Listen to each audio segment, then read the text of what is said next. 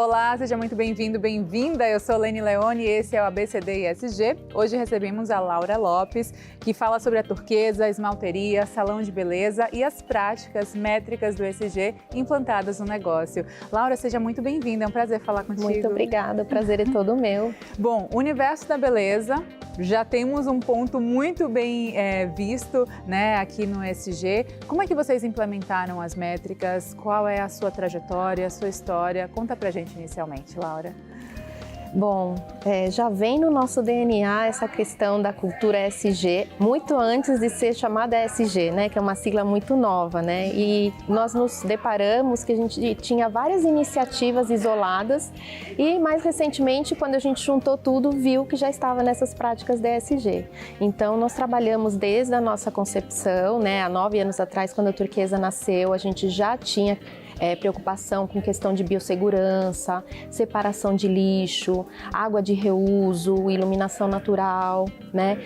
Produtos, os nossos produtos sempre foram com base vegana, não testados em animais e fora os nossos projetos sociais que a gente tem o maior orgulho, o maior prazer de desenvolver. Quais seriam esses projetos? Como vocês impactam positivamente o meio social, Laura?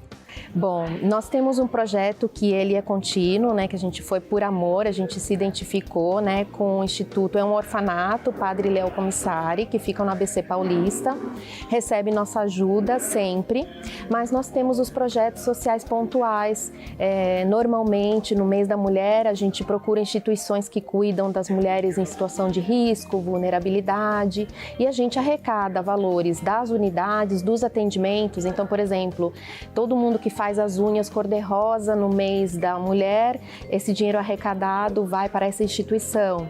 Em outubro, a gente também faz arrecadações, aí dessa vez voltadas mais para quem cuida das mulheres com câncer.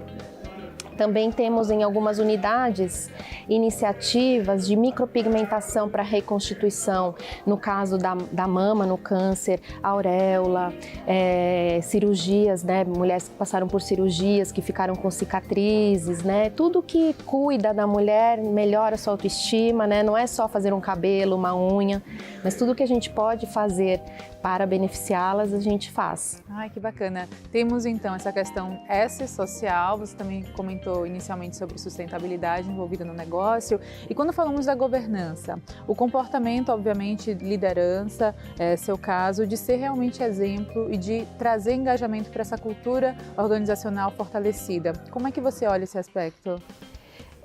A cultura, eu acho que deve ser talvez, a disseminação da cultura deve ser talvez o maior desafio do líder, né? É um trabalho constante de formiguinha, mas a gente consegue atrair bons talentos para a nossa rede, não só os nossos colaboradores na franqueadora, mas também para os nossos franqueados, né? Hoje são 110 unidades, são quase 110 franqueados, né? Tem alguns que têm 2 ou mais unidades e a gente procura, através de treinamento e conscientização, levar essa cultura de nós somos responsáveis pelo ecossistema no qual vivemos, né? E o que a gente pode fazer para devolver à sociedade aquilo que a gente tem de bom, que é muita coisa, né?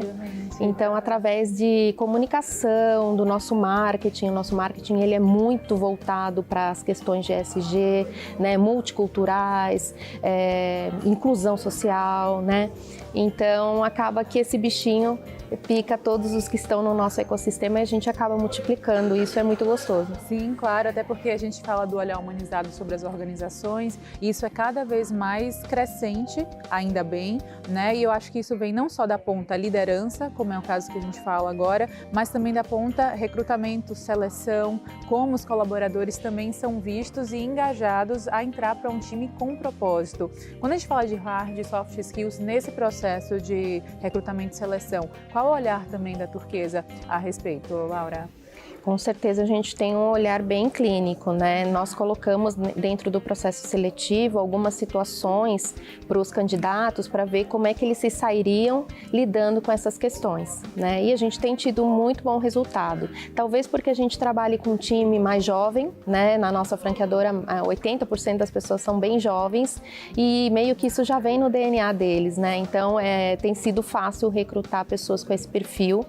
E depois, uma vez que eles entram, né? Eles acabam super gostando e aí fica mais fácil do time todo falando a mesma linguagem, fazer essa cultura chegar lá na ponta, né? Até a cliente final.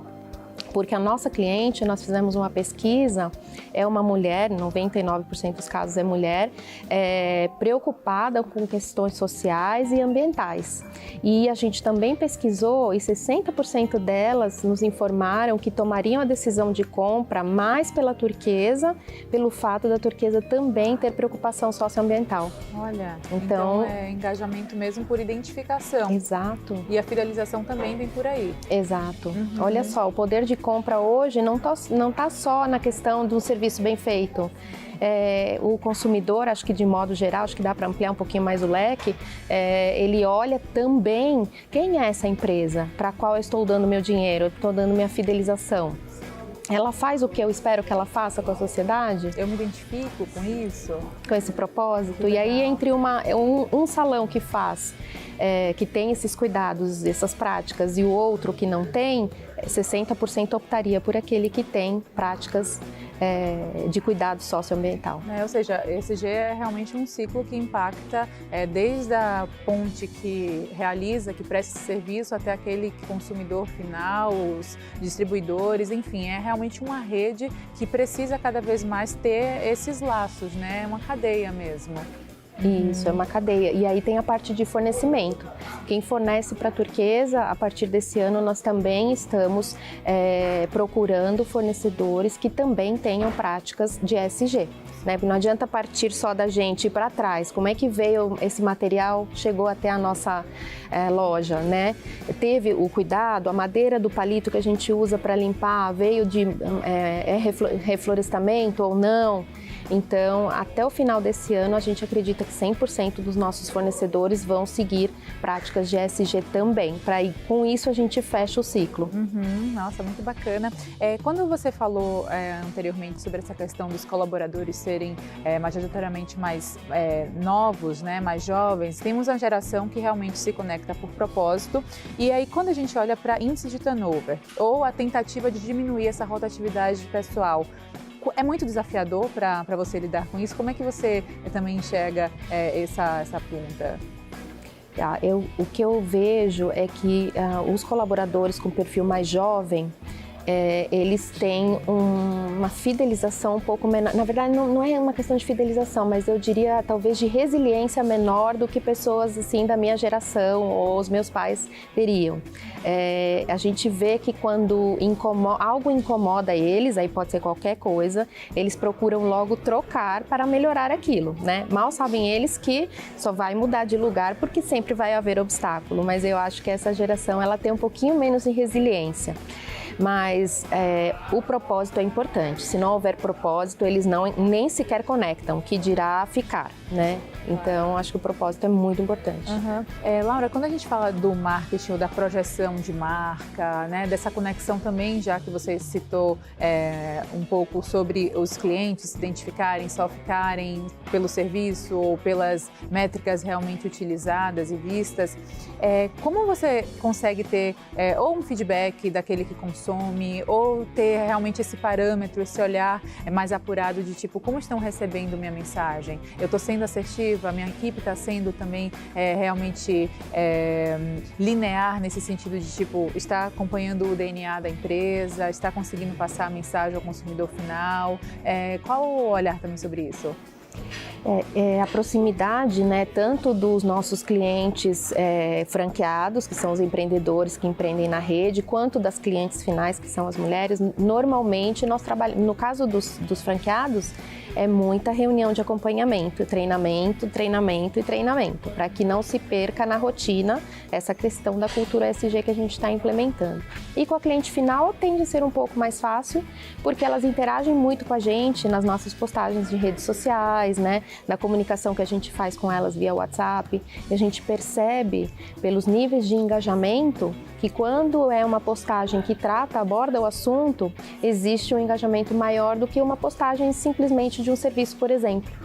Então, você percebe que a consumidora está se conectando diretamente com esse propósito. Muito bacana, obviamente, então atingindo aí, felizmente, as intenções. O faturamento é muito impactado, não sei se trabalhamos com números, porcentagens, mas só para a gente ter uma noção, você já disse que desde o início implementavam essas questões mesmo sem essa nomenclatura ESG, mas ao longo do tempo você percebe que só tende a crescer, uma crescente é favorável? Eu posso te falar em relação a um índice que é muito acompanhado por nós, que é o percentual de fidelização. 50% das clientes que passam pelas unidades turquesas se fidelizam. Isso é um número muito alto para o mercado. E a gente acredita que são os nossos diferenciais, né? Desde o processo de atendimento, né, que busca na excelência o grande diferencial e não no serviço, e questões adicionais como essas questões socioambientais. Então a gente acredita que isso é um impulsionador muito grande. O crescimento, né, no mercado de beleza estética, né, é uma bênção, porque ele só cresce há mais de 10 anos, acima de 10%. Então, eu nunca vi, desde que eu estudo esse mercado há mais de 10 anos, ter uma retração, salvo, obviamente, no lockdown, né? Mas nunca teve uma retração, cresceu menos que no ano passado. E de 2021 para 2022, a rede turquesa, ela duplicou o faturamento e a gente pretende crescer ainda 50% em 2023. Ai, boa sorte! E claro, esse mercado da beleza realmente tem uma expressividade muito grande, não só na empregabilidade, mas também pela mulher brasileira, né? Nós somos naturalmente vaidosas, o Brasil está no ranking dos países que mais investem em estética, beleza, e não à toa também o seu sucesso. Agora, o Brasil também tem suas dimensões, tem suas diferenças regionais. Você observa de alguma maneira alguma diferença no gerir o negócio, a depender da regionalidade, da questão mesmo de cada estado do Brasil, ou é algo também que, ou é a questão sustentabilidade, que é uma condição climática ou outra que muda de cada região? Como é que observamos isso? Não, via de regra, a gente tem mais particularidade no perfil do consumidor, no comportamento do consumidor, né? Em relação à gestão, a gente consegue trabalhar com padrão, não tem muita diferença. E na questão da sustentabilidade também, tirando a questão dos painéis solares, que obviamente o Norte e Nordeste são mais favorecidos ao longo do ano com o sol, as demais iniciativas que nós temos podem ser implementadas em qualquer região. Claro, muito importante ouvir isso e saber, porque muitas vezes as pessoas, ou até os próprios empreendedores, ou aquelas pessoas que tentam pensar a respeito, né, pode se deparar, será que eu vou ter tanto sucesso aqui quanto ali? Mas como é uma rede de franquias, também tem essa facilitação de você passar em cadeia tudo que vem da ponta, né? Realmente disseminar esse DNA, independente do local onde se encontra o negócio. Não é fácil, mas a gente consegue. A gente consegue. Tem alguma curiosidade, algum fato pessoal que você pode comentar a respeito desses desafios de não ser fácil, essa disseminação que a gente cita aqui, Laura? O Brasil é um país continental, né? Então, você lidar com diversas culturas, né, faz com que a franqueadora, no caso a turquesa, que está aqui em São Paulo, tem que ser bastante flexível, né? E a gente tem algumas adequações, franquia é padrão, mas a gente tem algumas adequações regionais, né? Em função dessa capilaridade que nós temos, né? Embora 50% das unidades estão no estado de São Paulo e o resto está por aí, inclusive na Bolívia, que a gente tem uma unidade, então a gente precisa desenvolver essa questão de ser flexível, não pode ser engessado. Uhum. A boliviana é tão vaidosa quanto nós? Como é que funciona o mercado de lá, por exemplo? Olha, não tem mulher tão vaidosa quanto a brasileira, não tem, mas a boliviana ela é bem vaidosa, bem vaidosa, e elas têm um cuidado muito grande com o olhar. Mais até do que com as unhas, né? Aqui a gente tem unha como sendo necessidade básica, sim, né? A mulher semana, não tem como não fazer as unhas, né? A gente não admite isso, né? Mas eu acho que a particularidade em relação à Bolívia é que elas têm mais com cílios e sobrancelhas essa paixão do que com a gente com as unhas. Olha, que interessante. Interessante, né? Muito peculiar, curioso. Curioso. Laura, tá ótimo o nosso papo até aqui. Quero saber muito mais ainda, afinal a gente fala também de engajamento, sororidade, gênero no trabalho, no mercado de trabalho, né? Mulheres principalmente. Mas agora a gente vai para um rápido intervalo, no retorno, fica por aqui. Tudo isso e muito mais com a Laura Lopes aqui no ABCD ESG.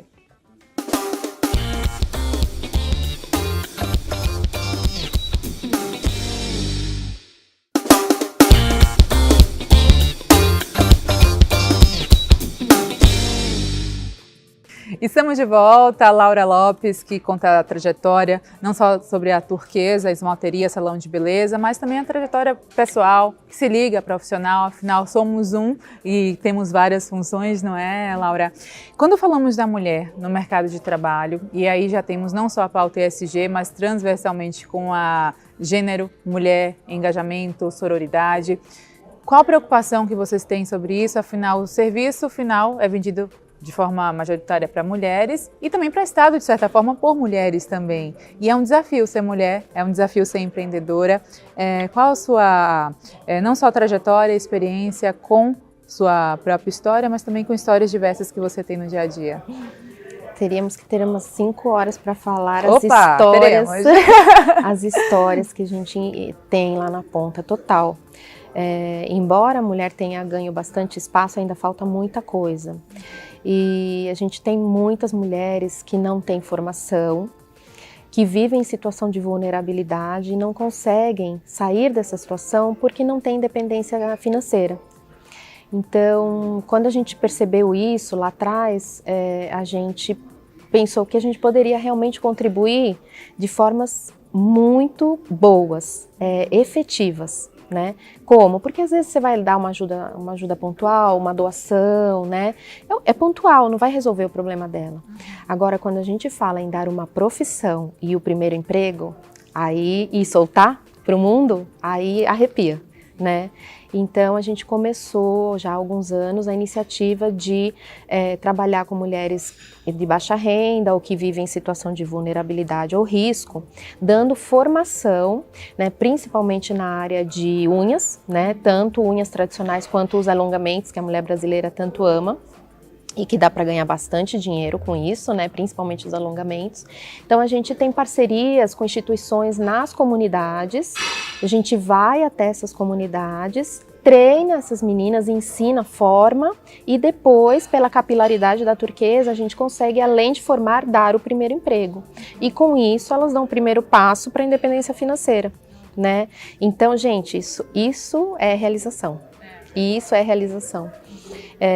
Tivemos o caso de vários casos, né, mas mais recentemente de uma moça que mora no Paraisópolis e que há 10 anos ela é capacitada como manicure, mas que nunca tinha tido coragem, por medo de sair da comunidade, de como ela ia ser recebida fora da comunidade. E ela estava com trauma 10 anos, podendo trabalhar 10 anos, o sonho dela era trabalhar no salão. E nós realizamos o sonho dela, levamos ela para uma das nossas unidades para ver que fora da comunidade elas podem transitar, que sim, tem pessoas de bem, que sim, tem pessoas que respeitam a diversidade. Então, se existe um gol que a gente marcou, foi esse, né? E o nosso sonho, hoje a gente trabalha em parceria com outros institutos, mas existe o projeto formatado do Instituto Turquesa, onde a gente pretende formar todas as áreas da beleza, cabeleireiro, esteticista, manicure, designer de sobrancelhas e formar de forma gratuita ou com um custo muito baixo, bem acessível, e dar o primeiro trabalho dentro da nossa rede. Lógico que também ela pode buscar fora outras oportunidades, não vai haver uma condição, obrigatoriedade. Mas já é o primeiro passo, né? Com certeza, e é muito importante, porque muitas vezes tem pessoas que querem trabalhar, mas não têm a capacitação, porque não têm o acesso, e aí acaba não tendo oportunidade justamente por isso. É realmente um ciclo que precisa ser rompido a partir do quê? Da base, que é a educação e do apoio, né? Que muitas mulheres às vezes se veem realmente desamparadas nesse sentido de incentivo, de acessibilidade, e é muito legal ver que vocês buscam essa iniciativa. Quais os maiores desafios que você acredita que tem para instituir um instituto como esse, para trazer parcerias? Como você acha que pode ter voz e vez essa vontade, Laura? Não é fácil, porque obviamente, né, você manter um instituto de formação, né, exige você ter um investimento, um aporte alto, né? Então a gente precisa, na verdade, das parcerias certas, né? De alguém que comungue da nossa mesma vontade e que queira contribuir, e cada um faz um pouquinho, né? Eu acho que o apelo aí é para os fornecedores do segmento, fábricas de esmaltes, de produtos para cabelo, que possam, talvez, com os insumos insumos, já seria uma boa parte, né, do caminho, fazendo doações com os insumos, que a gente tem mão de obra que também vai trabalhar de forma pro bono, gratuita, né, também com o mesmo propósito, e aí as instalações a gente dá um jeito. Olha, eu vou né? torcer para que realmente essa sua vontade, que acredito que deve se estender a colaboradores, a equipe mesmo da Turquesa, possa de fato ter esse pé na realidade e tocar os corações daquelas pessoas que também tenham o mesmo propósito, que também se identifiquem com essa busca, porque ainda bem que o empreendedorismo está trazendo uma ponta muito forte, muito significativa para o índice de empregabilidade no Brasil, né? Se não fosse o empreendedorismo, ainda mais depois da pandemia, muita coisa estaria pior nesse sentido de empregabilidade e de renda, e a gente tenta cada vez mais fomentar isso, não é, Laura? Com certeza, com certeza. Dentro do franchising, né, quando o índice de desemprego no Brasil estava crescendo, dentro do franchising especificamente, e aí não estou falando só do nosso segmento de beleza, mas alimentação e outros, a taxa de desemprego diminuiu e as ofertas de emprego têm aumentado. Então, isso tem sido bem legal. E a gente percebe a força, né, realmente do empreendedorismo, trazendo aí empregos diretos e indiretos. E você mais do que ninguém pode falar a respeito da experiência, porque você foi 25 anos com, claro, TI ali, outra área, né, embora seja também uma área muito apreciada e que a gente olha para a capacitação que é necessária, mas depois você simplesmente veio para o empreendedorismo e está fazendo esse sucesso todo. Sim. Como foi? Qual a dica que você poderia dar para alguém que esteja nesse processo ou que também busque ele, Laura? Isso foi... Na época, muitos me chamaram de doida, né? Deixar uma carreira super consolidada no segmento, né, em ascensão também, o segmento de tecnologia é um segmento em ascensão constante, para começar do zero, né? O que eu dou de dica é estudar, planejar, porque o brasileiro ele é muito empreendedor, mas ele não é tão bom em planejamento. Então, buscar o suporte, né? A gente tem, no caso de quem não conhece nada do segmento, franquia é um caminho fantástico, porque o percentual de negócios de franquias que fecham é 7 vezes menor do que quando não é franquia. Então, já é um risco menor para se empreender, porque você vai adquirir know-how, né? Então, independente do segmento, nós somos, o Brasil é uma potência em franquias, né? Então, seria um caminho, ou então os caminhos tradicionais, Sebrae, os institutos de apoio. A gente tem que empreender se planejando para isso, né? O brasileiro ele é muito otimista, né? E às vezes acaba atrapalhando um pouco. Claro, e essa questão dos recursos também, de saber administrar, a educação financeira já entra aí no bolo também, porque além dessa questão de ser planejado, ter organização, ter paciência também, né? Porque muitas pessoas não têm essa paciência, querem logo o resultado, começou hoje, quer chegar no topo amanhã, e muitas vezes a caminhada tem seus percalços que precisam ser driblados e olhados assim, tipo, ok, o que é que eu preciso aprender com isso para evoluir, não é? Quando a gente se forma numa determinada profissão, até a gente chegar no nosso auge na profissão, seja um advogado, dentista, médico, qualquer profissão, leva muitos anos.